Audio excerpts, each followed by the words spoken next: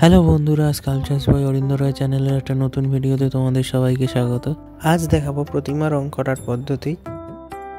এটা খড়িমাটির গোলা। আমি এই খড়িমাটির মধ্যে কিছুটা পরিমাণে সাদা ফেব্রিক মিশিয়ে নিয়েছি। এতে রংটা তাড়াতাড়ি শুকোবে এবং সাদা ভাবটাও বেশি হবে।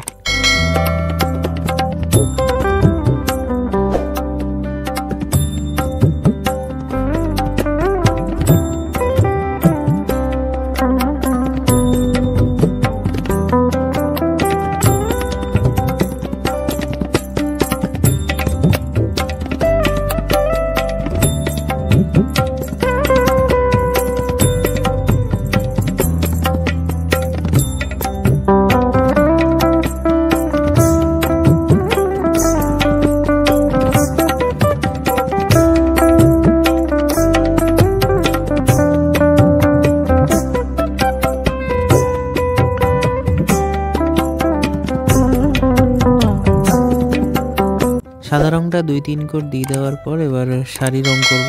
এটা ক্যামেলের পাল কালার বা মুক্ত কালার বলতে পারো।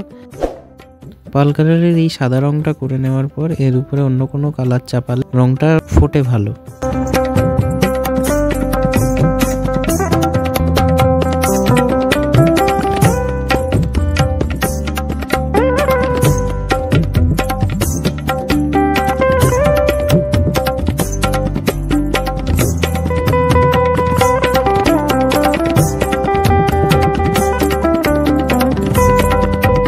এটা পাল কালারের গোল্ডেন ইয়েলো আর ওই সাদাটা, এটা আমি গোল্ডেন ইয়েলোটা বেশি মেশাবো আর সাদাটা কম।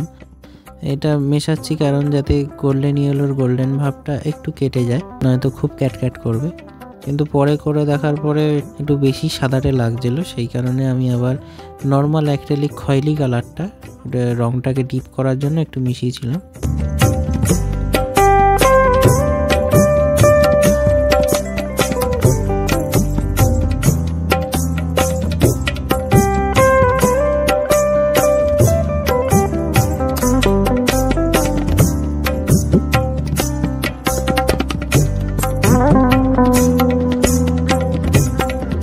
প্রায় 2 থেকে 3 কোট করার পরে আমার কালারটা এই দাঁড়িয়েছে।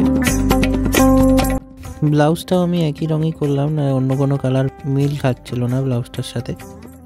এটা পাল কালারেরই মেটালিক গোল্ডেন আর মেটালিক হোয়াইট, এটাও আমি ওরকম শাড়ির রঙের মতন করেই মেশাবো। গোল্ডেনটা বেশি আর সাদাটা কম, যাতে গোল্ডেন ভাবটা কিছুটা কেটে যায়। এই রঙটা করব পাড়ে আর ওই শাড়ির মধ্যে যে ডিজাইনগুলো রয়েছে ওতে।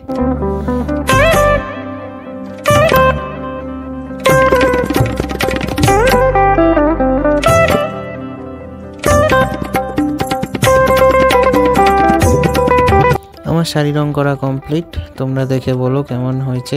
ভিডিও ভালো লাগলে লাইক করো, আর যারা এখনো সাবস্ক্রাইব করোনি চ্যানেলটা সাবস্ক্রাইব করে রাখো। চ্যানেলে চোখ রেখো, নতুন নতুন ভিডিও আসছে।